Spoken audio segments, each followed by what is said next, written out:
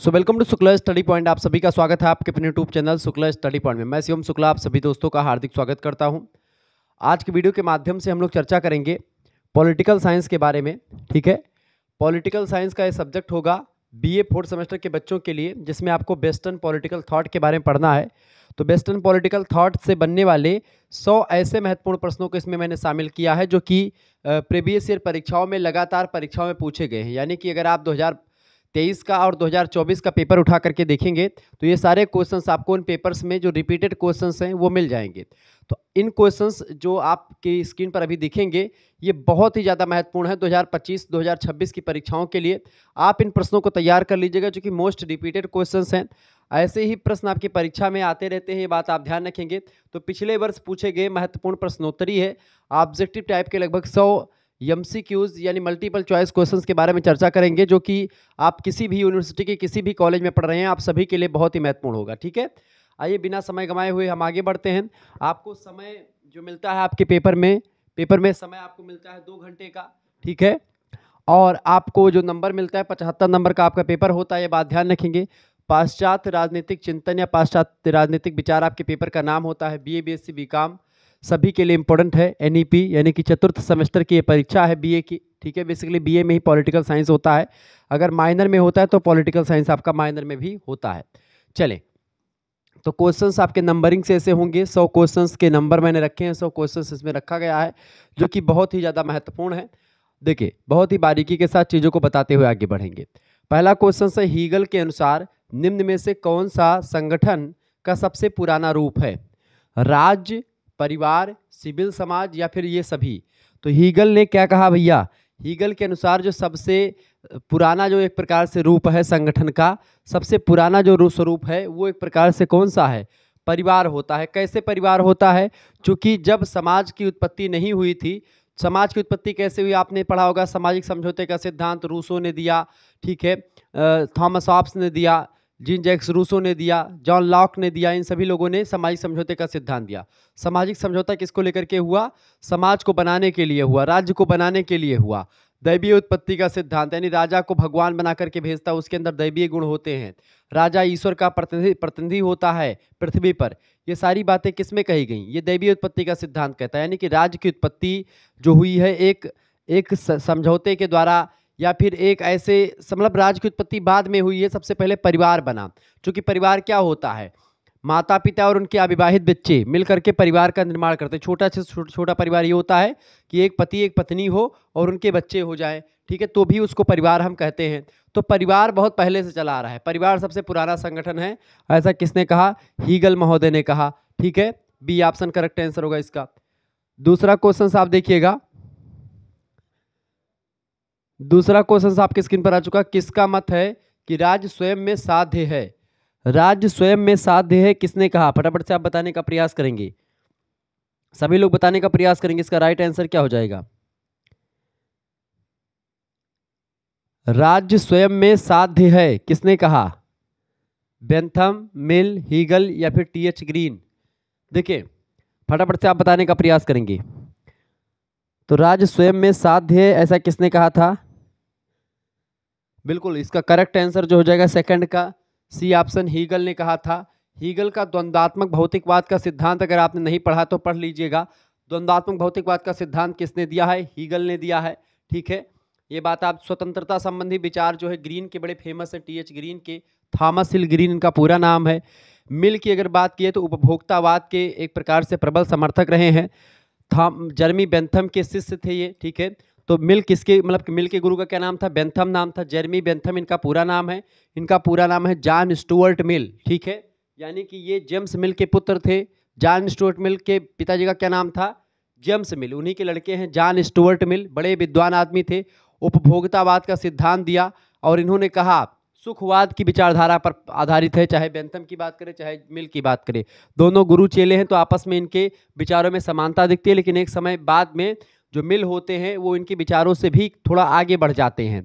ठीक है, इनका मतलब है जो संसार में जो हमको सुख सुविधाएं चीज़ें देती हैं वही सत्य हैं। यानी मनुष्य का जो जन्म हुआ है वो केवल सुख प्राप्ति करने के लिए हुआ है। ठीक है, और मनुष्य दुख नहीं चाहता है। मनुष्य वही क्रियाएं करता है जिसमें उसको सुख प्राप्त हो, लेकिन जब वो क्रियाएं संपन्न नहीं हो पाती तो उसको दुख मिलता है।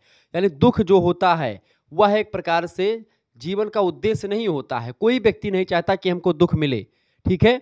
इस प्रकार से हर व्यक्ति चाहता है कि हम ऐसी क्रियाएं करें, ऐसे कार्य को करें जिससे हमको सुख की प्राप्ति हो, ठीक है, लेकिन हमारा कार्य संपन्न नहीं हो पाता। ऐसे में हमको दुख का सामना करना पड़ता है, ठीक है। यह बातें आप ध्यान रखेंगे। आगे बढ़ते हैं।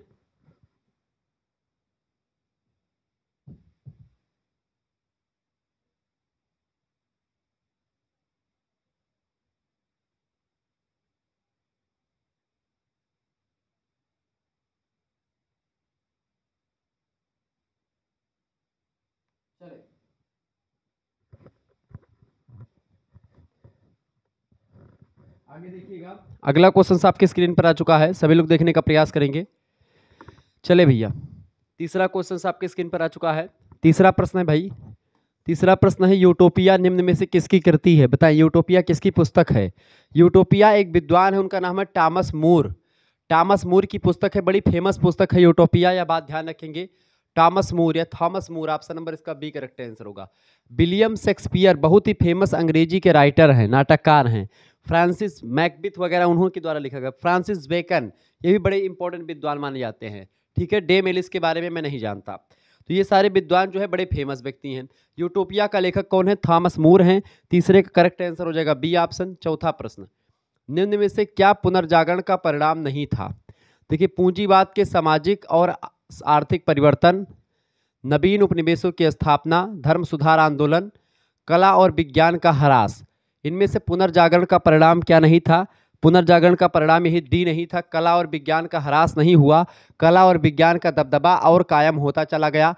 कला को और विज्ञान को एक नई दिशा और एक नई दशा मिली पुनर्जागरण के आ जाने से, रेनेसा के आ जाने से।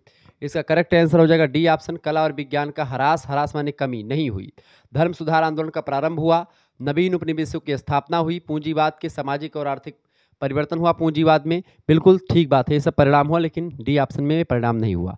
अगला पांचवा क्वेश्चन है, निम्न में से किसका कथन है कि एक राज्य की पहचान उन अधिकारों से होती है जिनकी वह व्यवस्था करता है? बताएं, एक राज्य की पहचान उन अधिकारों से होती है जिनकी वह व्यवस्था करता है, किसने कहा था? लास्की, ग्रीन या इमैनुअल कांट या फिर पेन? फटाफट से आप बताने का प्रयास करेंगे। पांचवे का करेक्ट आंसर क्या हो जाएगा? पांचवे करेक्ट आंसर हो जाएगा, बिल्कुल राइट आंसर है आपका, बिल्कुल। इसका करेक्ट आंसर क्या हो जाएगा भैया? किसने कहा था इस बात को? राज्य की पहचान उन अधिकारों से होती है जिनकी वह व्यवस्था करता है। फटाफट से आप बताने का प्रयास करेंगे।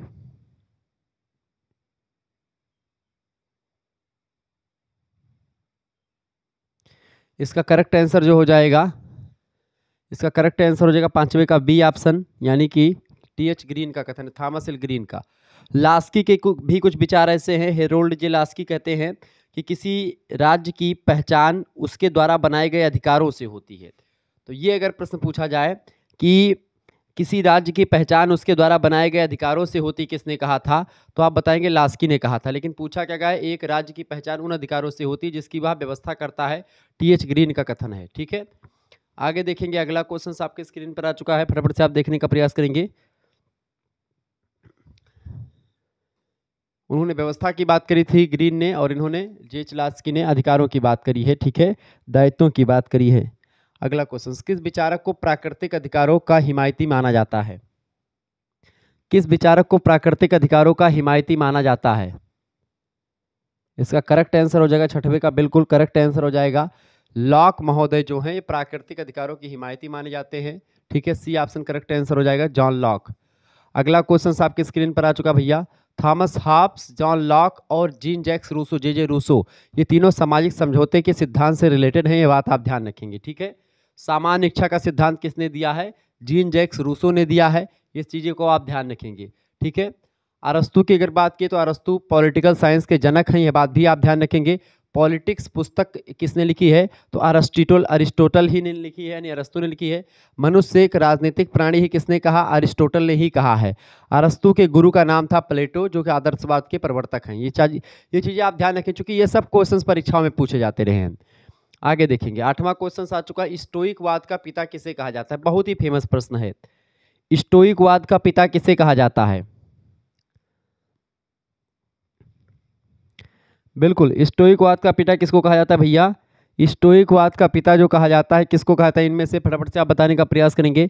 8वें का करेक्ट आंसर क्या हो जाएगा? बी ऑप्शन, जीनो को कहा जाता है। इसका बी ऑप्शन करेक्ट आंसर होगा। प्लेटो के द्वारा लिखित पुस्तक द रिपब्लिक किस विषय पर लिखी गई पुस्तक है? बताएं। प्लेटो की पुस्तक द रिपब्लिक किस विषय पर लिखी गई पुस्तक है? तो एक न्याय ग्रंथ है ये, ठीक है। न्याय, एक जस्टिस को लेकर के पुस्तक लिखी गई है प्लेटो की यह पुस्तक, ठीक है, जो एक आदर्श राज्य की कल्पना भी करती है, न्याय के बारे में बताती है, शिक्षा के महत्व को बताती है, एक दार्शनिक राजा की कल्पना को एक प्रकार से सामने लाती है। तो ये बेसिकली न्याय से रिलेटेड पुस्तक है द रिपब्लिक। 3 पुस्तकें बेसिकली प्लेटो की लिखी गई हैं, बड़ी फेमस, जिनमें पहली पुस्तक द रिपब्लिक जो बड़ी फेमस हुई है, सबसे फेमस यही हुई है। इसके अलावा एक पुस्तक इनकी है द लॉज, ठीक है, नियम कायदों की पुस्तक है द लॉज, और एक है द स्टेट्समैन। ये पुस्तकें, 3 पुस्तकें जो हैं बेसिकली किसकी हैं? प्लेटो की हैं। प्लेटो जो है ये कौन है? ये आदर्शवाद के जनक हैं। ये बात अगर आपसे पूछा जाए कि आदर्शवाद के जनक कौन हैं, आदर्शवाद के जनक, तो प्लेटो आदर्शवाद के संस्थापक या जनक माने जाते हैं। प्लेटो की अगर बात की तो प्लेटो अरस्तु के गुरु जी का नाम है, ठीक है। प्लेटो के गुरु का क्या नाम था? सुकरात नाम था इनके गुरु का, यह बात भी आप ध्यान रखेंगे। तो प्लेटो की 3 पुस्तकें द लॉज, द रिपब्लिक और द स्टेट्समैन, ये 3 पुस्तकें इनकी हैं जो कि परीक्षाओं में कई बार पूछी गई हैं। तो ये जो चीज़ें मैं बीच में जो बता रहा हूँ इनको आप कंठस्थ कर लीजिएगा, क्योंकि ऐसा आपको कहीं पर नहीं मिलने वाला है। चले, 10वां क्वेश्चन आपके स्क्रीन पर आ चुका भैया, फटाफट से आप देखने का प्रयास करेंगे। प्रश्न है, प्रथम राजनीतिक वैज्ञानिक किसे माना जाता है? प्रथम राजनीतिक वैज्ञानिक किसे माना जाता है? बिल्कुल, अरस्तु को मानते हैं। अरस्तु, चूंकि अरस्तु के द्वारा ही, अरस्तु ने अपने विचारों और कार्यों से राजनीतिक विज्ञान के अध्ययन की नींव रखी थी। उनकी पुस्तक जो पॉलिटिक्स है, 350 ईसा पूर्व में राज्य, नागरिकता और शासन के विभिन्न विचारों पर चर्चा करने वाली पुस्तक है। तो अरस्तु जो है बड़े विद्वान आदमी थे। अरिस्टोटल की पुस्तक जो है पॉलिटिक्स, इस पुस्तक के आ जाने से राजनीति को एक वैज्ञानिक दृष्टिकोण मिला और राजनीति शास्त्र सब्जेक्ट के रूप में उभरा। तो कहीं ना कहीं पे अरस्तु को ही राजनीति विज्ञान का जनक माना जाता है। इसका बी ऑप्शन करेक्ट आंसर होगा। प्लेटो को आपको पता ही होगा, प्लेटो आदर्शवाद के जनक हैं, ठीक है। इनकी पुस्तक है द रिपब्लिक, इनकी पुस्तक है जो है पॉलिटिक्स, ठीक है। सुकरात जो है प्लेटो के गुरु का नाम है। सुकरात कौन है? प्लेटो के गुरु है। इनको अंग्रेजी में सोक्रेटिस कहा जाता है, इनको अरिस्टोटल कहा जाता है, ठीक है। यह बात ध्यान रखेंगे। कार्ल मार्क्स की बात की जाए तो ये व्यक्ति ऐसा है जिसने बहुत सारा चीज़ किया। वर्ग संघर्ष की बात करता है। वर्ग संघर्ष की बात कौन करता है? प्लेटो, मतलब कि कार्ल मार्क्स करते हैं। कार्ल मार्क्स से रिलेटेड बहुत सारे प्रश्न आपके बने। कम्युनिस्ट मैनिफेस्टो का लेखक कौन है? तो कार्ल मार्क्स ही है, ठीक है। 1848 में उस लेख का प्रकाशन हुआ है कार्ल मार्क्स के द्वारा। जो इसका एक मित्र था, उसका नाम, उसका भी कुछ नाम था, ठीक है।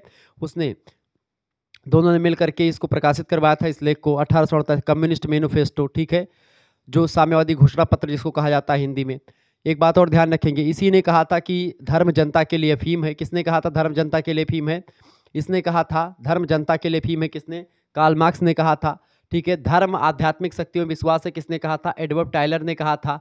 ये सारी चीज़ें आप थोड़ा सा ध्यान रखेंगे, परीक्षाओं के लिए प्रश्न बहुत ही ज़्यादा महत्वपूर्ण है। इसके अलावा कार्ल मार्क्स ने अतिरिक्त मूल्य का सिद्धांत भी दिया है।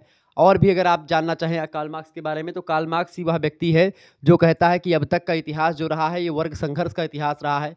तो कार्ल मार्क्स बड़ा विद्वान आदमी है, वर्ग संघर्ष की बात करता है, कहता है कि एक समय साम्यवाद के जनक है, वैज्ञानिक समाजवाद का जनक भी यही है। क्या नाम है? कार्ल मार्क्स, वैज्ञानिक समाजवाद का जनक भी है, यानी बड़ा विद्वान है। लेकिन एक प्रकार से आप देखते हैं कि इसने कहा कि धर्म जनता के लिए अफीम है, जो कि उतनी सटीक बात नहीं होती है भारतीय संदर्भ में। भारतीय संदर्भ में धर्म जनता के लिए अफीम नहीं, बल्कि धर्म जो है जनता के लिए एक अमृत तुल्य एक प्रकार से है। धर्म अगर ना हो भारत में तो भारत का कोई अस्तित्व मेरे हिसाब से नहीं बचेगा, क्योंकि धर्म ही एक प्रकार से भारत की, धर्म मतलब कि यहाँ की जो संस्कृति है, सत्य सनातन संस्कृति, वह एक प्रकार से बड़ी प्रसिद्ध संस्कृति रही। उसके बलबूते पर इंडिया पूरे विश्व में जाना जाता रहा है, पहले से भी और आज भी।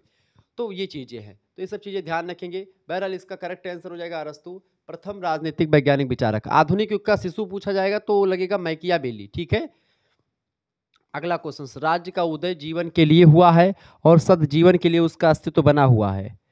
राज्य का उदय जीवन के लिए हुआ है और सदजीवन के लिए उसका अस्तित्व बना हुआ है, यह कथन किस विद्वान का है? यह कथन किसने कहा था? फटाफट से आप बताने का प्रयास करेंगे।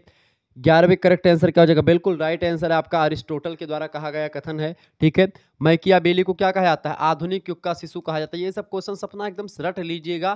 क्वेश्चन, आधुनिक युग का शिशु, आधुनिक युग का शिशु किसे कहा जाता है? प्रथम आधुनिक विचारक भी इसी को कहा जाता है, मैकियावेली को, ठीक है।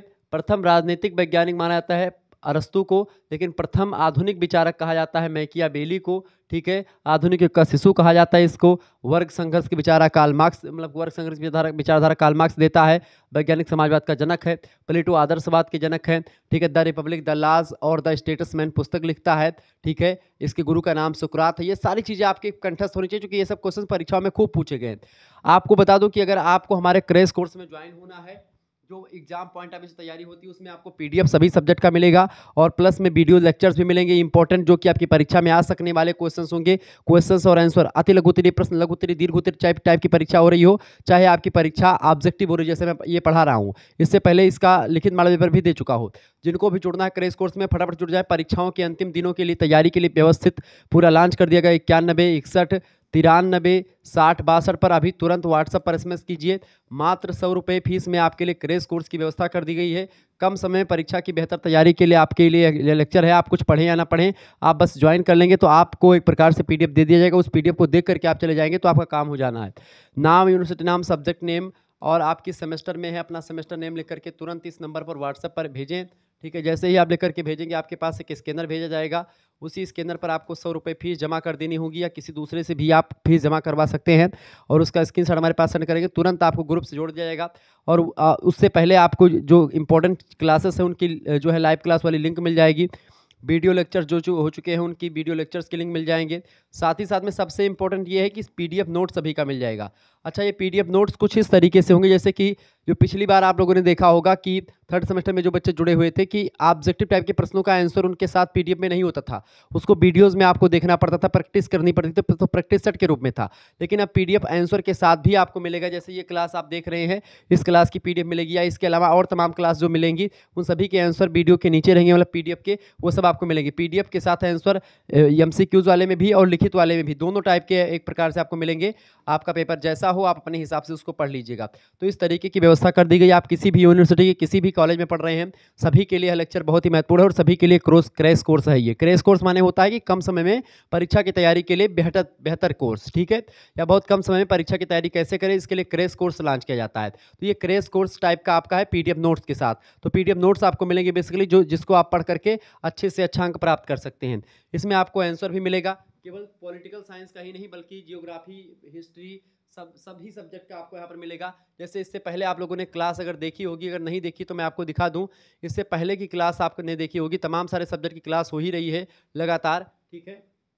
इससे पहले आप लोगों ने समाजशास्त्र की क्लास देखी होगी, तो समाजशास्त्र के भी ऐसे ही इंपॉर्टेंट क्वेश्चंस मैं करवा चुका हूं, ठीक है, जिसमें आपको भारत में सामाजिक समस्या और विकास के मुद्दे से रिलेटेड लगभग 100 क्वेश्चंस आपने देखे होंगे। इसका भी पीडीएफ मिल जाएगा, इसके भी आंसर आपको मिलेंगे। यानी आपका सब्जेक्ट सोशियोलॉजी है, हिंदी है, संस्कृत है, सब जो भी सब्जेक्ट होगा सभी सब्जेक्ट के आपको पीडीएफ और मॉडल पेपर रिविजन क्लास जो एग्जाम पॉइंट ऑफ व्यू से इंपॉर्टेंट होगी, उन सभी के पीडीएफ और उन सभी के लेक्चर्स सब कुछ मिल जाएंगे। आंसर आप देख पा रहे होंगे, ये आंसर की श्रृंखला, ये आंसर आज की वीडियो का मतलब ये होगा, जैसे पॉलिटिकल साइंस वाले आंसर होंगे और 100 क्वेश्चंस मैं चर्चा करने वाला हूं। तो जिनको भी जुड़ना है फटाफट से जुड़ेंगे तो ये सब पीडीएफ आपको मिल जाएगा, इन सभी का आंसर आपको मिल जाएगा।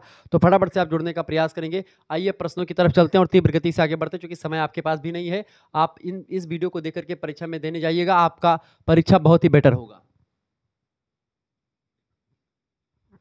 चले अगला क्वेश्चन से 12 नंबर, अरस्तु के अनुसार निम्न में से कौन सा शासन का स्वरूप अशुद्ध है? बहुतंत्र, भीड़ तंत्र, कुलीन तंत्र या राजतंत्र?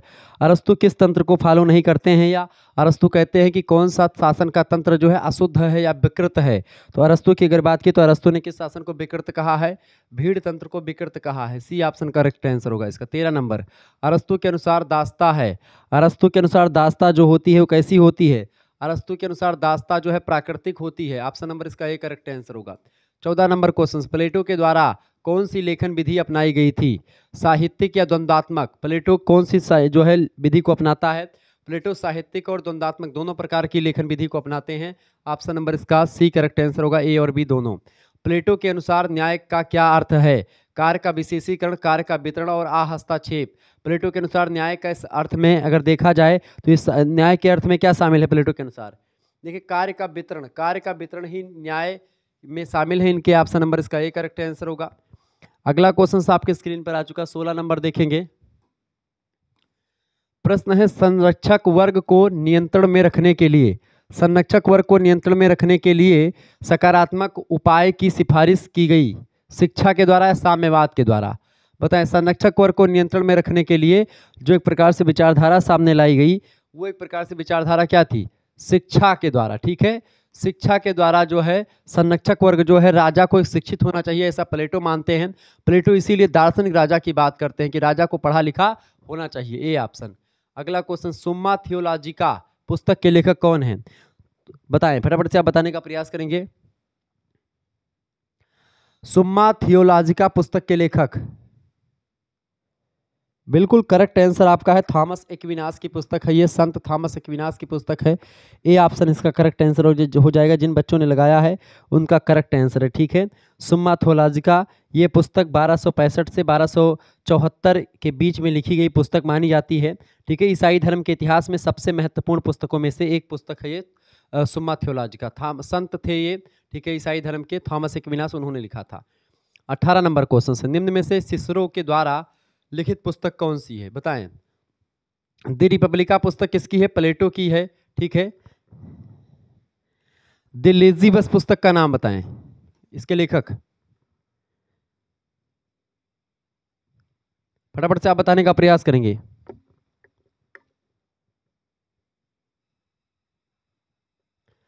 हेलो, तो ये जो है सिसरो के द्वारा पुस्तक, देखिए द रिपब्लिका किसकी पुस्तक है? प्लेटो की पुस्तक है। ठीक है, द लेज़ी बेल पुस्तक के लेखक की अगर बात की है तो जॉन स्टीनबेक, जॉन स्टीनबेक की पुस्तक है। कौन सी? जॉन स्टीनबेक की पुस्तक कौन सी भैया?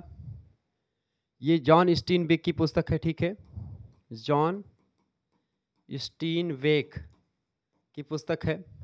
अगली पुस्तक है आपकी दी ऑफिसिस पुस्तक के लेखक कौन है?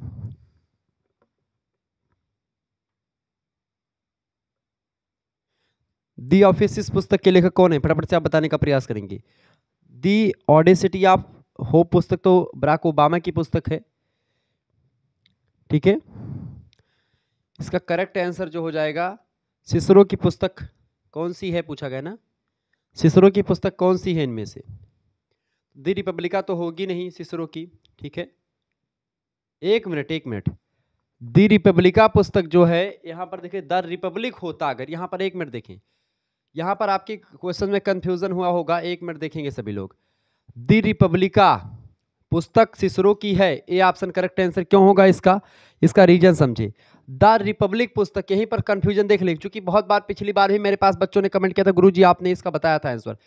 दी रिपब्लिका अगर लिखा हुआ डी रिपब्लिका, देखें डी रिपब्लिका पुस्तक, डी रिपब्लिका यहां पर का देखें ध्यान से, और द रिपब्लिक दोनों में अंतर देखिएगा। द रिपब्लिक, द रिपब्लिक पुस्तक किसने लिखी है? प्लेटो ने लिखी है। मैं वही थोड़ा सा भी देखो तो मैंने सोचा कि प्लेटो वाली पुस्तक कहां से, डी रिपब्लिका पुस्तक सिसरो की है। ये ध्यान रखिएगा बहुत ध्यान से, इस प्रश्न में दोनों बार क्वेश्चन आता है और आप गलत करके चले आते हैं, प्लेटो लगा करके चले आते हैं और कभी कभी सिसरो आप लगा करके चलाते हो। द रिपब्लिक पुस्तक प्लेटो की है। डी रिपब्लिका पुस्तक किसकी है? सिसरो की है।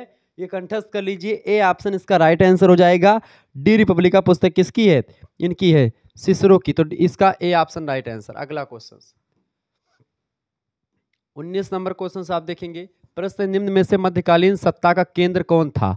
मध्यकालीन सत्ता के केंद्र की अगर बात की जाए बेटा, तो मध्यकालीन सत्ता का जो केंद्र था वो चर्च हुआ करता था। बी ऑप्शन करेक्ट आंसर होगा। चर्च का ही दबदबा रहता था चौतरफा, राजा महाराजा भी चर्च के अंडर में ही काम करते थे। मध्ययुग को अंधयुग किस राजनीतिक विचारक ने कहा था? मध्ययुग को किस राजनीतिक विचारक ने अंधयुग की संज्ञा दी? सिसरो, फास्टर, डनिंग या अरस्तु? फटाफट से आप बताने का प्रयास। डार्क एज की संज्ञा किसने दी थी? तो इटली के पुनर्जागरण के विद्वान थे फ्रांसिस्को पेटार्क, उन्होंने भी दी थी। उन्होंने पेटार्क ने भी कहा था कि ये अंधयुग है, मध्ययुग, ठीक है, लेकिन ऑप्शन में पेटार्क नहीं है। एक व्यक्ति ने और भी कहा था, उसका करेक्ट आंसर हो जाएगा सिसरो। सिसरो वह व्यक्ति है जिसने एक प्रकार से इस चीज़ को भी कहा था, ठीक है। तो सिसरो ने भी इसको मतलब कि अंधयुग को संज्ञा दी थी। डी ऑप्शन इसका करेक्ट आंसर होगा। अगला क्वेश्चन से, दो तलवारों के सिद्धांत का संबंध किससे है? दो तलवारों का सिद्धांत, दो तलवारों के सिद्धांत का संबंध किससे है? धार्मिक और राजनीतिक सत्ता से। बिल्कुल करेक्ट आंसर हो जाएगा, धार्मिक और राजनीतिक सत्ता, यानी राजा और चर्च के बीच जो है उसी से है। इसका ए ऑप्शन करेक्ट आंसर होगा। अगला क्वेश्चन आपके स्क्रीन पर आ चुका है, 22 नंबर क्वेश्चन आप देखेंगे। प्रश्न, द आर्ट ऑफ वार पुस्तक के लेखक, द आर्ट ऑफ वार पुस्तक किसने लिखी है? द आर्ट ऑफ वार पुस्तक के लेखक कौन है भैया? फटाफट से आप बताने का प्रयास करेंगे। द आर्ट ऑफ वार पुस्तक लिखी है किसने? फटाफट से आप बताने का प्रयास करेंगे। द आर्ट ऑफ वार, इस पुस्तक को किसने लिखा है?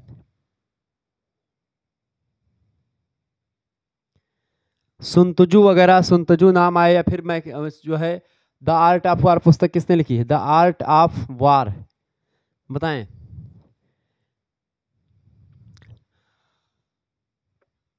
द आर्ट ऑफ वार पुस्तक के लेखक कौन है?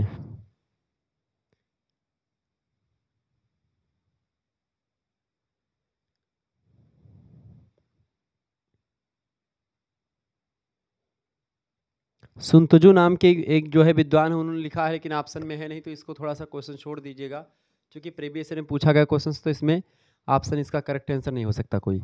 वैसे मैकियावेली ने भी इस पर विचार दिया है, लेकिन वो करेक्ट आंसर हो सकता है कि नहीं, इसको छोड़ दें। राजनीतिक दर्शन में आधुनिकता का अग्रदूत किसे कहा जाता है? राजनीतिक दर्शन में आधुनिकता का अग्रदूत कहा जाता है किसको? आधुनिकता का अग्रदूत अगर किसी को कहा जाता है भैया राजनीतिक दर्शन में, राजनीतिक दर्शन में आधुनिकता का अग्रदूत किसे कहा जाता है?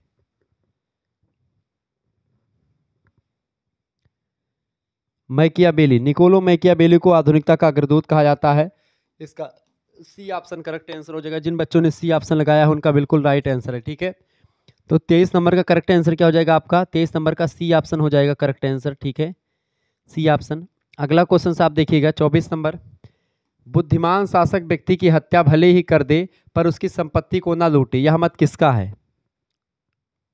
बुद्धिमान शासक व्यक्ति की हत्या भले ही कर दे पर उसकी संपत्ति को ना लूटे, यह मत किस विद्वान का है? इसको किसने कहा था भैया? फटाफट से आप बताने का प्रयास करेंगे। बिल्कुल इसका करेक्ट आंसर हो जाएगा, इसको कहा था मैकियावेली ने। डी ऑप्शन इसका राइट आंसर हो जाएगा, ठीक है, निकोलो मैकियावेली। अगला क्वेश्चन, आधुनिक युग का शिशु भी कहा जाता है इसको। अरस्तु की राजनीति पर टिप्पणी पुस्तक किसने लिखी है? अरस्तु की राजनीति पर टिप्पणी नाम से पुस्तक किसने लिखी है? किसने लिखी है? फटाफट से आप बताने का प्रयास करेंगे।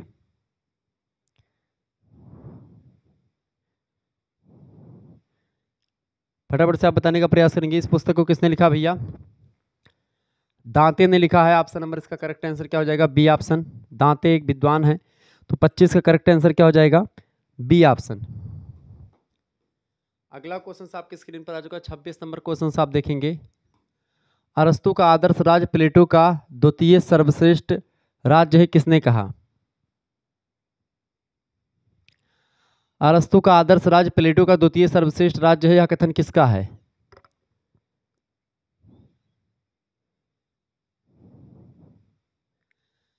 बिल्कुल करेक्ट आंसर इसका क्या हो जाएगा? अरस्तु का आदर्श राज्य प्लेटो का द्वितीय सर्वश्रेष्ठ राज्य है।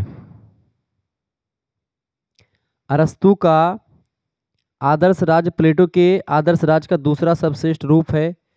जो अरस्तु का आदर्श राज्य है वह प्लेटो का द्वितीय जो है सर्वश्रेष्ठ राज्य है। यह कथन किसके द्वारा कहा गया भैया? तो इसको सेबाइन ने कहा था। किसने कहा था? सेबाइन ने कहा था। इसका बी ऑप्शन करेक्ट आंसर होगा, सेबाइन का कथन है। तो 26 नंबर का करेक्ट आंसर क्या हो जाएगा? 26 नंबर का करेक्ट आंसर हो जाएगा आपका बी ऑप्शन, इसका 26 का करेक्ट आंसर हो जाएगा, ठीक है। अगला क्वेश्चन आपके स्क्रीन पर आ जाएगा 27 नंबर, निम्न में से कौन सी रचना बोंदा की नहीं है, बताएं। द प्रिंस मैकियावेली की पुस्तक है, ठीक है। द प्रिंस किसकी है? मैकियावेली की पुस्तक है। तो ये पुस्तक किसकी नहीं है? ठीक है। बाकी डिमोनोमैनी, द रेफरेंस, सिक्स लिवर्स, डी ला रिपब्लिक, ये पुस्तकें बोंदा की हो सकती हैं, लेकिन द प्रिंस पुस्तक बोंदा की नहीं है। 27 नंबर का करेक्ट आंसर क्या हो जाएगा? 27 नंबर का करेक्ट आंसर क्या हो जाएगा आपका? सी ऑप्शन, द प्रिंस पुस्तक इसकी नहीं है। ठीक है, 27 नंबर करेक्ट आंसर क्या हो जाएगा भैया? C option. आगे देखिएगा, अगला क्वेश्चन आपके स्क्रीन पर आ चुका, फटाफट से आप देखने का प्रयास करेंगे। चले, अगला क्वेश्चन से राजनीति विज्ञान शब्द किसने दिया है? तो राजनीति विज्ञान शब्द किसने दिया है? अरस्तु ने दिया है। पॉलिटिक्स पुस्तक में उन्होंने ही इसकी बात करी। 28 नंबर का करेक्ट आंसर क्या हो जाएगा? A option. Next question, 29 number, राजनीतिक संप्रभुता के जनक कौन है? राजनीतिक संप्रभुता के जनक, राजनीतिक संप्रभुता के जनक कौन है? 29 नंबर का करेक्ट आंसर क्या हो जाएगा? बिल्कुल करेक्ट आंसर हो जाएगा, राजनीतिक संप्रभुता के जनक कौन है? Jean Jacques Rousseau. राजनीतिक संप्रभुता के जनक कौन है बताएं? वैसे तो जीन जैक्स रूसो को माना जाता है लोकप्रिय संप्रभुता है, पॉपुलर सॉवरेनिटी की अवधारणा दी उन्होंने। ठीक है, लेकिन यहाँ पर लोकप्रिय संप्रभुता नहीं पूछा गया, संप्रभुता के जनक पूछा जाएगा तो जीन ऑस्टिन हैं, रूसो हैं, जीन बोंदा भी है। ठीक है, तो इसका करेक्ट आंसर क्या हो जाएगा? जीन बोंदा। इसका राइट आंसर हो जाएगा बोंदा। राजनीतिक संप्रभुता के जनक जो को लगाएंगे जीन बोंदा को। ऑप्शन नंबर इसका ए करेक्ट आंसर हो जाएगा, 29 नंबर का ए ऑप्शन राइट आंसर होगा। अगला क्वेश्चन से 30 नंबर क्वेश्चन से आप देखेंगे। 30 नंबर क्वेश्चन से, राज्य की उत्पत्ति के सामाजिक समझौता सिद्धांत के अनुसार राज्य एक प्राकृतिक संस्था है, कृत्रिम संस्था है या नैतिक संस्था है? तो इसका करेक्ट आंसर क्या हो जाएगा भैया? इसका करेक्ट आंसर हो जाएगा राज्य एक कृत्रिम संस्था है। ऑप्शन नंबर इसका बी करेक्ट आंसर होगा। 31 नंबर, किसने कहा कि मैं और भय दोनों जुड़वा पैदा हुए हैं? मैं और भय दोनों जुड़वा पैदा हुए हैं, किसने कहा? बिल्कुल रूसो ने कहा था, बी ऑप्शन इसका करेक्ट आंसर होगा। अगला क्वेश्चन से, किस सामाजिक समझौता विचारक ने प्राकृतिक अवस्था में मानव स्वभाव को सभ्य बर्बर माना है? बताएं, किस सामाजिक समझौता विचारक ने प्राकृतिक अवस्था में मानव स्वभाव को सभ्य बर्बर माना है? बिल्कुल इसका करेक्ट आंसर क्या हो जाएगा? 32 नंबर का करेक्ट आंसर हो जाएगा, 32 नंबर का भैया। देखिए, सामाजिक समझौता विचारक ने प्राकृतिक अवस्था में मानव को सभ्य बर्बर माना है। सभ्य बर्बर किसमें माना है भैया?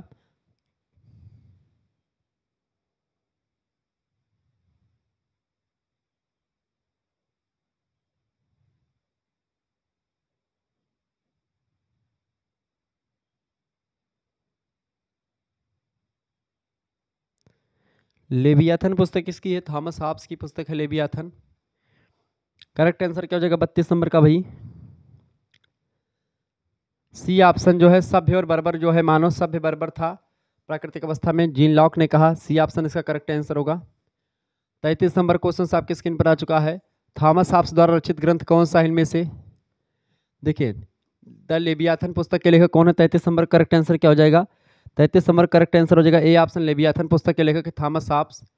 लॉक के लिए प्राकृतिक अवस्था में सबसे महत्वपूर्ण अधिकार था जीवन, स्वतंत्रता, संपत्ति। बताएं, लॉक के अनुसार 34 नंबर का करेक्ट आंसर क्या हो जाएगा भाई? बिल्कुल राइट आंसर आप सभी का है। इसका हो जाएगा, लॉक के अनुसार प्राकृतिक अवस्था में सबसे महत्वपूर्ण अधिकार जो था वो था संपत्ति। Option number C correct answer होगा। Discourses on the origin of inequality पुस्तक बताएं किसने लिखी है? Discourses on the origin of inequality पुस्तक किसके लेखक हैं? बताएं, पुस्तक किसने लिखी है ये? Discourses on the origin of inequality पुस्तक को किसने लिखा है? फटाफट से आप बताने का प्रयास करेंगे। ये इस पुस्तक को लिखा है भैया किसने? फटाफट से आप बताने का प्रयास करें। 35 नंबर करेक्ट आंसर क्या हो जाएगा? सी ऑप्शन, बिल्कुल जीन जैक्स रूसो की पुस्तक है ये। यहाँ पर रूसो लिख लीजिएगा, रूसो की पुस्तक है ये। अगला क्वेश्चन, मनुष्य स्वतंत्र जन्मा है मगर वह सरबर्त जंजीरों से जकड़ा हुआ है, कथन किसका है? मनुष्य स्वतंत्र पैदा हुआ है पर वह स्वतंत्र सरबर्त जंजीरों में जकड़ा हुआ है, यह कथन किसका है? 36 नंबर का करेक्ट आंसर क्या होगा? बिल्कुल राइट आंसर हो जाएगा। इसका करेक्ट आंसर क्या हो जाएगा? रूसो ने इस कथन को कहा था। सी ऑप्शन, मनुष्य स्वतंत्र पैदा हुआ मगर वो सरबर्त जंजीरों से जकड़ा हुआ है, इस कथन को किसने कहा था? सोशल कॉन्ट्रैक्ट नाम की एक पुस्तक है जिसको लिखा जीन जैक्स रूसो ने, उसी में इन्होंने इस बात को कहा था कि मनुष्य स्वतंत्र पैदा हुआ लेकिन वो सरबर्त जंजीरों में जकड़ा हुआ है। किसने कहा था?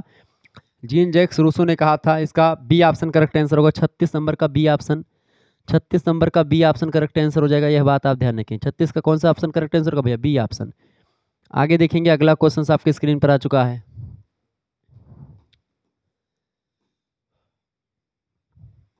37 नंबर, जर्मी बेंथम किस विचारधारा से जुड़ा हुआ है? जर्मी बेंथम उपयोगितावाद से जुड़े हुए हैं। इसका ए ऑप्शन करेक्ट आंसर होगा। 37 का A option is right answer. बिल्कुल। अगला क्वेश्चन से, उपयोगितावाद पुस्तक निम्न में से किस विचारक ने लिखी है? उपयोगितावाद पुस्तक के लेखक कौन है भैया? उपयोगितावाद 38 नंबर, उपयोगितावाद पुस्तक किसने लिखी? जर्मी बेंथम। बिल्कुल बी ऑप्शन करेक्ट आंसर होगा। स्वयं अपने ऊपर, अपने शरीर और मस्तिष्क के ऊपर व्यक्ति संप्रभु है, यह आदर्श कथन किसका है? स्वयं अपने ऊपर, अपने शरीर और अपने मस्तिष्क के ऊपर व्यक्ति संप्रभु है, यह कथन किसका है? 39 नंबर करेक्ट आंसर क्या हो जाएगा? बिल्कुल इसका करेक्ट आंसर हो जाएगा B option, John Stuart Mill का कथन है। बी ऑप्शन इसका करेक्ट आंसर होगा। 40 नंबर क्वेश्चन आपकी स्क्रीन पर आ चुका भैया। 40 नंबर क्वेश्चन से, मैन वर्सेस स्टेट पुस्तक के लेखक कौन है? मैन वर्सेस स्टेट किसने लिखी है पुस्तक? बिल्कुल करेक्ट आंसर इसका क्या हो जाएगा? बहुत बढ़िया क्वेश्चन आपके स्क्रीन पर आ चुका है भैया। 40 नंबर का करेक्ट आंसर क्या हो जाएगा? बिल्कुल हर्बर्ट स्पेंसर की पुस्तक है। बी ऑप्शन राइट आंसर होगा इसका। हर्बर्ट स्पेंसर किस विचारधारा में विश्वास रखता है? तो हर्बर्ट स्पेंसर की अगर बात की जाए तो किसमें विचार, मतलब किसमें विश्वास रखते हैं भैया? इसका करेक्ट आंसर क्या हो जाएगा? व्यक्तिवाद में विश्वास रखते हैं। B option. राज्य का आधार शक्ति नहीं वरन इच्छा है, किसने कहा था? राज्य का आधार शक्ति नहीं वरन इच्छा है, किस विद्वान का कथन है? फटाफट से आप बताने का प्रयास करेंगे। राज्य का आधार शक्ति नहीं वरन इच्छा है, बताएं। इसका करेक्ट आंसर क्या हो जाएगा?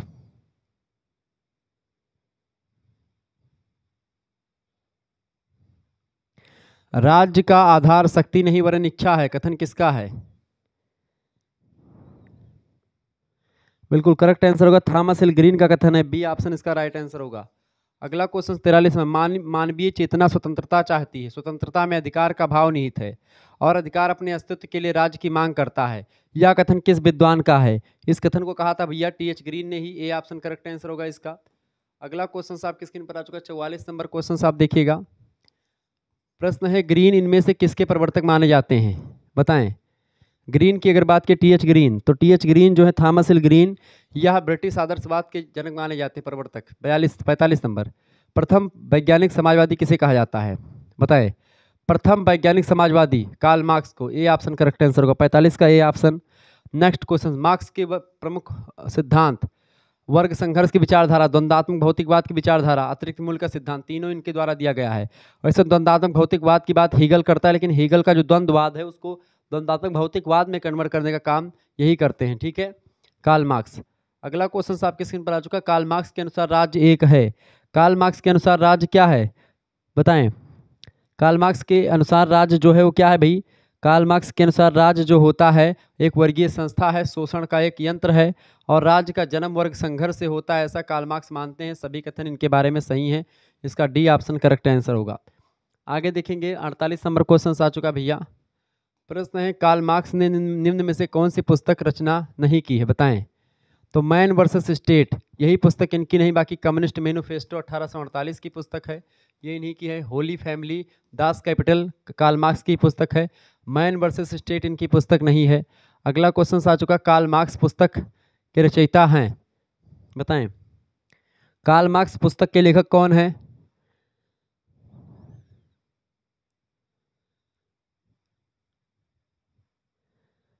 कार्ल मार्क्स की प्रमुख पुस्तक तो वैसे दास कैपिटल है, लेकिन कार्ल मार्क्स पुस्तक किसने लिखी है?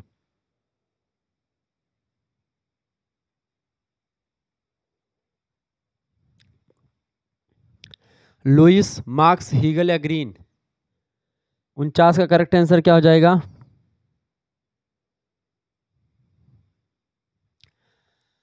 लुइस ने लिखा है। ए ऑप्शन करेक्ट आंसर होगा लुइस। 50 नंबर, लास्की की सबसे प्रसिद्ध पुस्तक का क्या नाम है? लास्की की सबसे प्रसिद्ध पुस्तक इनमें से 50 का करेक्ट आंसर क्या हो जाएगा? करेक्ट आंसर हो जाएगा democracy in crisis. Democracy in crisis पुस्तक लास्की की है। 51 नंबर, किसने कहा कि चूंकि समाज संघात्मक है सत्ता संघात्मक होनी चाहिए। समाज संघात्मक है इसीलिए सत्ता संघात्मक हो, एडमंड बर्क ने कहा था। ए ऑप्शन करेक्ट आंसर होगा इसका। 52 नंबर क्वेश्चन आप देखिएगा। 52 नंबर प्रश्न है भैया, निम्न विचारकों में से किसके द्वारा यथार्थ इच्छा व वास्तविक इच्छा में भेद किया गया है। निम्न विचारकों में से किसके द्वारा यथार्थ इच्छा व वास्तविक इच्छा में भेद किया गया है, फटाफट से आप बताने का प्रयास करेंगे। तो 52 नंबर का करेक्ट आंसर क्या हो जाएगा, बिल्कुल राइट आंसर हो जाएगा 52 नंबर का, बहुत बढ़िया, ए ऑप्शन टीएच ग्रीन के द्वारा। अगला क्वेश्चन है आपका, यथार्थ इच्छा और वास्तविक इच्छा में भेद किसके द्वारा किया गया है, बताएं। यथार्थ इच्छा और वास्तविक इच्छा में भेद किसके द्वारा किया गया है।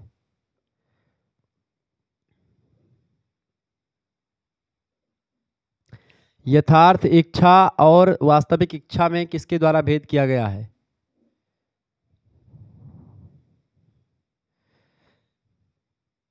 तो ये जीन जैक्स रूसो का है, इसमें करेक्ट आंसर टीएच ग्रीन नहीं होगा, जीन जैक्स रूसो होगा, क्योंकि समान इच्छा का सिद्धांत देते हुए उन्होंने ये भेद किया था। इसका करेक्ट आंसर जो हो जाएगा, इसका सी ऑप्शन करेक्ट आंसर हो जाएगा। जिन बच्चों ने सी लगाया उनका बिल्कुल राइट आंसर है, ठीक है। तो 52 नंबर का आपका सी कर लीजिएगा, 52 नंबर सी ऑप्शन इसका राइट आंसर होगा, ठीक है। अगला क्वेश्चन आपके स्क्रीन पर आ चुका भैया। अगला क्वेश्चन 53 नंबर, निम्न में से कौन सुकरात का शिष्य है। सुकरात का शिष्य देखें, प्लेटो जो है सुकरात के शिष्य हैं, ऑप्शन नंबर इसका बी करेक्ट आंसर होगा। 53 नंबर का बी ऑप्शन बिल्कुल राइट आंसर। 54 नंबर, बेंथम के उपयोगितावाद को सूकर दर्शन कहकर के किसने आलोचना करी। बेंथम के उपयोगितावाद को सूकर दर्शन किसने कहा, बिल्कुल थॉमस कराइल ने कहा था, ए ऑप्शन। महिला के अधिकारों का प्रतिशोध 1792 पुस्तक किसके द्वारा लिखी गई। महिला के अधिकारों का प्रतिशोध 1792 में प्रकाशित पुस्तक किसके द्वारा लिखी गई है। बिल्कुल करेक्ट आंसर हो जाएगा इसका मैरी वोलस्टोनक्राफ्ट, ऑप्शन नंबर इसका बी करेक्ट आंसर, महिलावादी विचारिका है। 56 नंबर क्वेश्चन आप देखिएगा। 56 नंबर प्रश्न, थॉमस पेन निम्नलिखित में से किस पुस्तक के रचयिता हैं। थॉमस पेन की पुस्तक इनमें से कौन सी है। थॉमस पेन की पुस्तक की अगर बात की जाए तो इनमें से जो है पुरुष के अधिकार पुस्तक इन्होंने लिखी है। निम्न में से कौन सा जोड़ा सुमेलित नहीं है इनमें से, बताएं। एमिल पुस्तक, मतलब एमिली के बारे में, एमिली या द इमाइल पुस्तक किसने लिखी है, जीन जैक्स रूसो की है, ये सुमेलित है, ठीक बात है, ठीक है।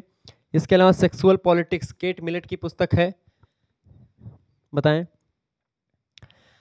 सेक्सुअल पॉलिटिक्स पुस्तक के लेखक कौन है। सेक्सुअल पॉलिटिक्स बिल्कुल केट मिलेट है, तो ये भी बिल्कुल ठीक बात है। फेमिनाइन मिस्टिक पुस्तक के लेखक कौन है, बिल्कुल बेट्टी फ्राइडन की पुस्तक है ये, ठीक है। 1963 में प्रकाशित पुस्तक है, ये बात भी ध्यान रखेंगे। तो यही गलत है, द सेकेंड सेक्स पुस्तक इनकी नहीं है, फायरस्टोन की, ठीक है। किसकी है फिर, द सेकेंड सेक्स पुस्तक के लेखक, बिल्कुल इसके सीमोन डी वेवार ने पुस्तक को लिखा, सीमोन डी वेवार की पुस्तक है ये। सीमोन दी वेवार पुस्तक इसने लिखा है, महिला विचारिका है सीमोन, ठीक है। द सीमोन की पुस्तक है, सीमोन दी वेवायर, ठीक है। ये पुस्तक इन्हीं की है, इन्होंने लिखा है द सेकंड सेक्स। तो यही सुमेलित नहीं है, बाकी सब सुमेलित है। 57 नंबर का करेक्ट आंसर क्या हो जाएगा, 57 नंबर का आपका करेक्ट आंसर हो जाएगा भैया डी ऑप्शन, इसका बिल्कुल करेक्ट आंसर हो जाएगा 57 का डी ऑप्शन, ठीक है। 57 का डी ऑप्शन इसका कर लीजिएगा, जिन बच्चों ने नहीं किया 57 का डी कर लीजिएगा, ठीक है। 57 का डी ऑप्शन। आगे देखिएगा 58 नंबर, महिला पैदा नहीं होती वरन बन जाती है, यह कथन किसका है। महिला पैदा नहीं होती वरन बन जाती है, यह कथन किसका है। बिल्कुल इसका करेक्ट आंसर क्या हो जाएगा, वेवायर की पुस्तक है, द Simone de Beauvoir, option number इसका ए करेक्ट आंसर होगा। 59 नंबर क्वेश्चन आपके स्क्रीन पर आ चुका भैया। प्रश्न, सामाजिक समझौता के विचार को नवीन रूप में किसने प्रस्तुत किया था, फटाफट से आप बताने का प्रयास करेंगे। तो 59 नंबर का करेक्ट आंसर क्या हो जाएगा इसका, बिल्कुल सी ऑप्शन, यानी जे राल्स ने प्रस्तुत किया था, सी ऑप्शन। सकारात्मक स्वतंत्रता का सिद्धांत किसने दिया है, सकारात्मक स्वतंत्रता का सिद्धांत किसने दिया है, सी ऑप्शन करेक्ट आंसर हो जाएगा इसका, बर्लिन के द्वारा, सी ऑप्शन। इनमें से किस सिद्धांत का समर्थन बेंथम के द्वारा किया गया, बेंथम के द्वारा किसका समर्थन किया गया भैया, कानूनी अधिकारों का, सी ऑप्शन राइट आंसर होगा। आधुनिक समानता के सिद्धांत के प्रवर्तक आधुनिक समानता के सिद्धांत के प्रवर्तक कौन है? उनका नाम है, बताएं। आधुनिक समानता के सिद्धांत का प्रवर्तक जॉन रॉल्स को माना जाता है। रॉल्स ऑप्शन में है नहीं। जॉन रॉल्स एक मिनट, ये आधुनिक नहीं, आधुनिक समानता के सिद्धांत के प्रवर्तक जॉन रॉल्स हैं। ये प्रश्न क्या है? अनुपातिक, आनुपातिक समानता के सिद्धांत का प्रवर्तक। बिल्कुल करेक्ट आंसर हो जाएगा अरस्तु। नेक्स्ट क्वेश्चन है 63 नंबर क्वेश्चन आ चुका है। रॉल्स के विवरणात्मक न्याय का सिद्धांत किस धारणा पर आधारित है? बताएं। इसका करेक्ट आंसर क्या हो जाएगा? ए ऑप्शन, योग्यता। निष्पक्षता के रूप में न्याय का विस्तार किसने किया? निष्पक्षता के रूप में न्याय का विस्तार करने वाले विद्वान है John Rawls. D option correct answer होगा। निम्न में से किसका मत है कि यदि न्याय हटा दिया जाए तो राज्य लुटेरों का झुंड बन जाता है? बताएं। राज्य से अगर न्याय हटा दिया जाए तो राज्य लुटेरों का झुंड बन जाता है, किस विद्वान का कथन है? बिल्कुल, इस कथन किसने कहा था भैया? फटाफट से आप बताने का प्रयास करेंगे। डी ऑप्शन, अरस्तु का कथन है। अगला क्वेश्चन आपके स्क्रीन तो 65 का डी ऑप्शन करेक्ट आंसर हो जाएगा। अगला क्वेश्चन से 66 नंबर देखेंगे। निम्न में से कौन सुमेलित नहीं है? जॉन रॉल्स पॉलिटिक्स लिबरलिज्म पुस्तक, critique of pure reason, critique of pure reason पुस्तक के लेखक कौन है?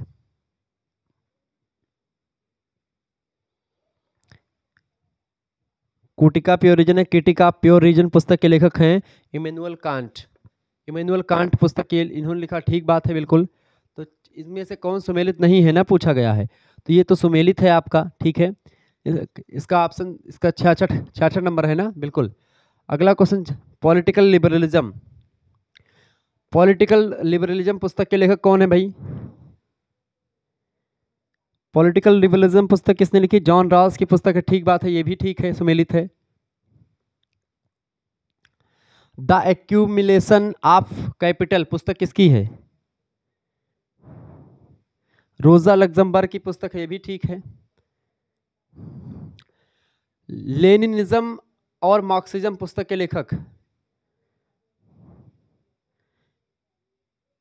इसको मार्क्सवाद लेनिनवाद के मूल सिद्धांत के रूप में जाना जाता है और इसको सोवियत लेखकों ने एक प्रकार से लिखा गया था, ठीक है। तो इसके लेखक का उतना इंपॉर्टेंट नहीं है, ये मैरी वोllस्टोनक्राफ्ट की रचना नहीं है, तो यही इसमें से मिला हुआ नहीं है, यानी 66 का डी ऑप्शन करेक्ट आंसर होगा। 66 का कौन सा करेक्ट आंसर हो जाएगा आपका? 66 का डी ऑप्शन करेक्ट आंसर हो जाएगा भैया। 66 का डी ऑप्शन करेक्ट आंसर हो जाएगा, ये बात आप ध्यान रखेंगे, ठीक है। आगे देखिएगा, अगला क्वेश्चन आपके स्क्रीन पर आ चुका है। किसका विचार था कि समानता अप्राकृतिक और अवांछनीय है? किसका विचार था कि समानता अप्राकृतिक और अवांछनीय है, किसने कहा?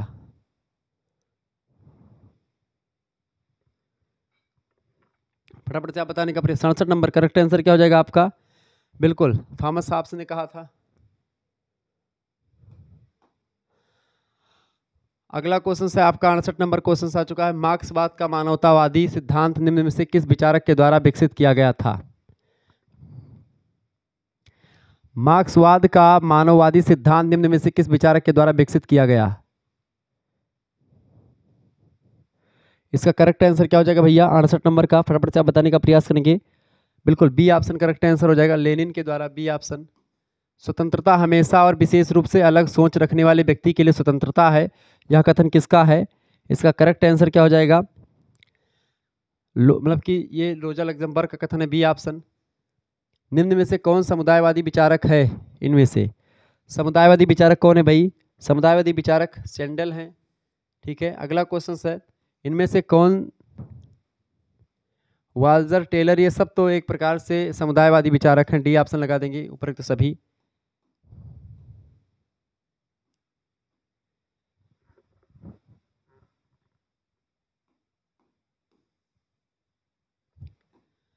इकहत्तर नंबर क्वेश्चन है, इनमें से कौन सी पुस्तक हन्ना आरेंट की है? हन्ना आरेंट की पुस्तक का क्या नाम है इनमें से, बताएं। ऑन रिवॉल्यूशन पुस्तक के लेखक कौन है? हन्ना आरेंट की पुस्तक है, ठीक बात है ये। द ह्यूमन कंडीशन पुस्तक के लेखक हन्ना अरेंडेंट की पुस्तक ये भी है, यानी कि ये ओरिजिन ऑफ टोटलिज्म पुस्तक भी इन्हीं की है। डी ऑप्शन इसका करेक्ट आंसर हो जाएगा। तो 70 का और 71 का डी ऑप्शन करेक्ट आंसर कर लीजिएगा। 70 71 डी ऑप्शन, 70 का भी डी ऑप्शन, 71 का भी डी ऑप्शन। अगला क्वेश्चन आपके स्क्रीन पर आ चुका, 72 नंबर देखेंगे। वह जर्मन दार्शनिक जो हिटलर का समकालीन था, जिसने सर्वाधिकारवाद की आलोचना की, उसका क्या नाम था?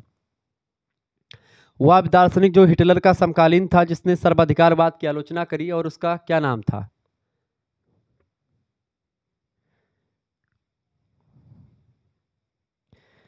उसका क्या नाम था भैया?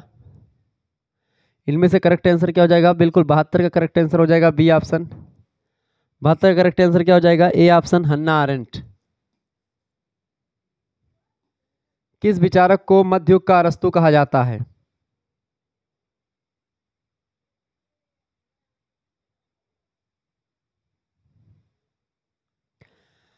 किस विचारक को मध्ययुग का अरस्तु कहा जाता है? मध्ययुग का अरस्तु किसे कहा जाता है? फटाफट से आप बताने का प्रयास करेंगे, बहुत ही फेमस प्रश्न है। मध्ययुग का अरस्तु किस विचारक को कहा जाता है?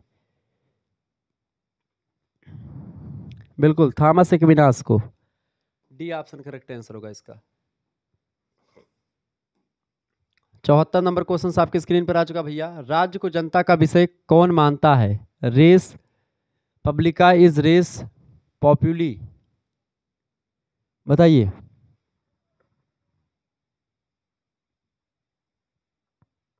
राज्य को जनता का विषय कौन मानता है भैया? 74 का करेक्ट आंसर क्या हो जाएगा? डी ऑप्शन, प्लेटो मानते हैं। 75 नंबर, किसने कहा कि मनुष्य जीवन एकाकी, गरीब, गंदा, क्रूर और छोटा सा था? 75 नंबर करेक्ट आंसर क्या हो जाएगा इसका? थॉमस हॉब्स का कहना था ऐसा, प्राकृतिक अवस्था के मानव को लेकर के। सिटी ऑफ गॉड, ईश्वर का नगर, पुस्तक किसने लिखी है? सिटी ऑफ गॉड पुस्तक के लेखक अगस्टाइन हिप्पो। सेंट अगस्टाइन की पुस्तक है। ए ऑप्शन करेक्ट आंसर होगा 76 नंबर का, ए ऑप्शन।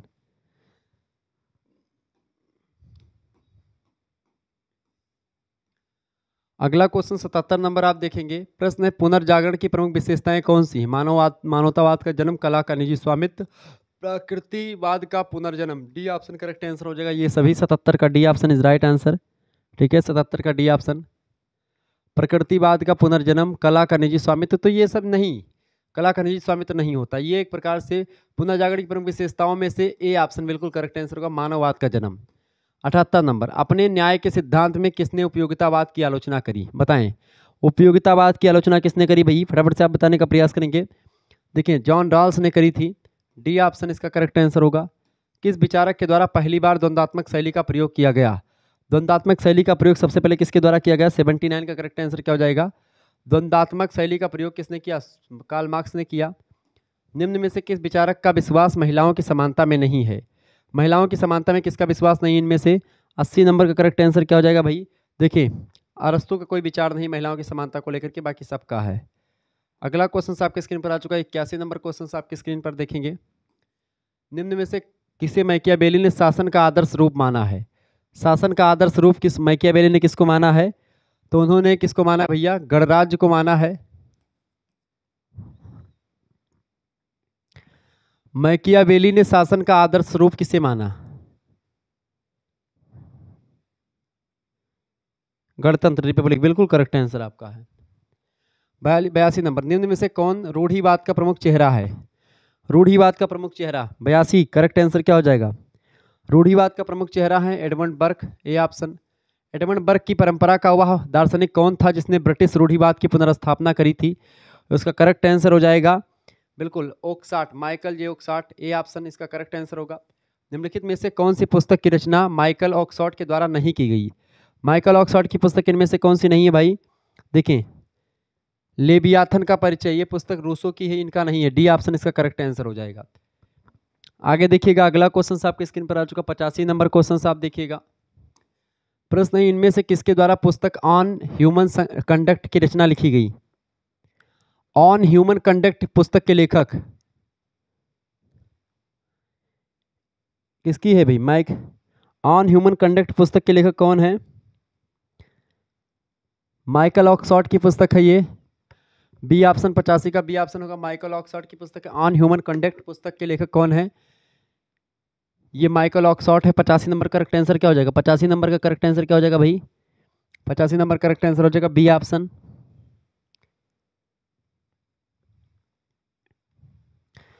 अगला क्वेश्चन आपके स्क्रीन पर आएगा 86 नंबर। माइकल ऑक्सफोर्ड का नाम राजनीतिक सिद्धांत में किसकी आलोचना के लिए जाना जाता है? बताएं। माइकल ऑक्सफोर्ड का नाम राजनीतिक सिद्धांत में किसकी आलोचना के लिए जाना जाता है? आधुनिक तर्कवाद, उदारवाद, आधुनिक अराजकतावाद या फिर ये सभी? करेक्ट आंसर इसका क्या होगा? 86 नंबर करेक्ट आंसर क्या हो जाएगा भाई? 86 नंबर का करेक्ट आंसर क्या हो जाएगा? सभी लोग बताने का प्रयास करेंगे। बी ऑप्शन, उदारवाद। अपनी पुस्तक ऑन रिवॉल्यूशन में हन्ना आरेंट के द्वारा निम्न किन क्रांतियों की तुलना की गई? ऑन रिवॉल्यूशन पुस्तक के लिए कौन है? हन्ना आरेंट की पुस्तक है। उसमें किन दो क्रांतियों की तुलना की, मतलब कि उन्होंने तुलना करी थी अपनी पुस्तक में? इसका करेक्ट आंसर हो जाएगा ए ऑप्शन, ब्रिटिश और फ्रांसीसी क्रांति। ठीक है, फ्रांसीसी क्रांति 1789 में हुई थी। 88 नंबर क्वेश्चन आप देखेंगे। हन्ना आरेंट द्वारा समस्त मानवीय क्रियाओं को 3 वर्गों में बांटा गया। निम्न में से कौन एक, मतलब कि कौन वर्ग इनमें सम्मिलित नहीं है? बताएं। 88 का करेक्ट आंसर क्या हो जाएगा? बिल्कुल डी ऑप्शन। देखें, वर्क, मजदूरी, श्रम और एक्शन, तीनों। विचार करना नहीं, डी ऑप्शन। अगला क्वेश्चन आपके स्क्रीन पर आ चुका है, फटाफट से आप देखने का प्रयास करेंगे।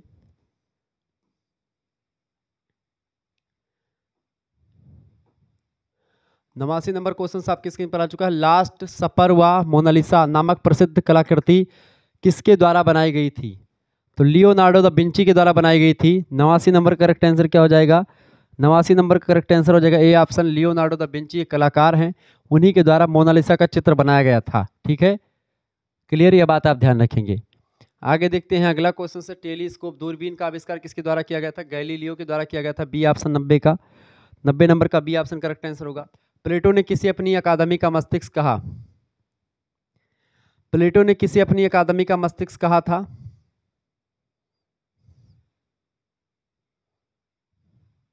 अरस्तु को। बिल्कुल, 91 नंबर करेक्ट आंसर क्या हो जाएगा? 91 का ए ऑप्शन करेक्ट आंसर हो जाएगा। प्लेटो ने किसी अपनी अकादमी का मस्तिष्क कहा?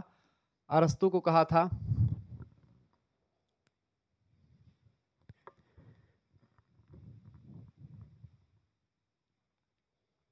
क्योंकि अरस्तु बहुत ज्ञानी थे, इस वजह से अरस्तु को कहा जाता है। अरस्तु कि प्लेटो, मतलब अरस्तु प्लेटो के शिष्य थे और उन्होंने अकादमी में अध्ययन किया था उनकी, इस वजह से उन्होंने इसको कहा था। ठीक है, इसका करेक्ट आंसर क्या हो जाएगा? अरस्तु, सी ऑप्शन इसका राइट आंसर होगा। ठीक है, कौन सा ऑप्शन?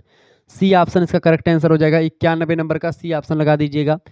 91 नंबर का कौन सा ऑप्शन लगेगा भैया आपका? 91 नंबर का सी ऑप्शन लगेगा। ठीक है, अगला क्वेश्चन आपके स्क्रीन पर आ चुका। 92 नंबर देखिएगा। राज व्यक्ति से पूर्व है यह कथन किसका है? राज व्यक्ति से पूर्व है यह कथन किसका है?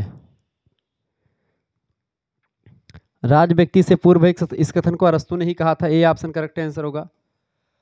93 नंबर क्वेश्चन आप देखिएगा भाई। निम्न में से किसे मानवतावाद का पिता कहा जाता है? मानवतावाद का या मानववाद का पिता किसे कहा जाता है भैया? बताए। दांते, पेटार्क, इरेस्मस या फिर बेकन? मानवतावाद का पिता किसे कहा? 93 नंबर। बिल्कुल, मानवतावाद का पिता कहा जाता है पेटार्क। किसको? मानवतावाद का पिता किसे कहा जाता है? पेटार्क को कहा जाता है। मानवतावाद का पिता किसको कहते हैं? पेटार्क को कहते हैं। ऑप्शन नंबर इसका करेक्ट आंसर क्या हो जाएगा? बी ऑप्शन इसका करेक्ट आंसर हो जाएगा। 93 नंबर का बी लगा दीजिएगा। ठीक है, अगला क्वेश्चन से 94 नंबर क्वेश्चन से। अरस्तु के अनुसार आदर्श राज्य में कितनी जनसंख्या होनी चाहिए? अरस्तु के अनुसार आदर्श राज्य में कितनी जनसंख्या होनी चाहिए?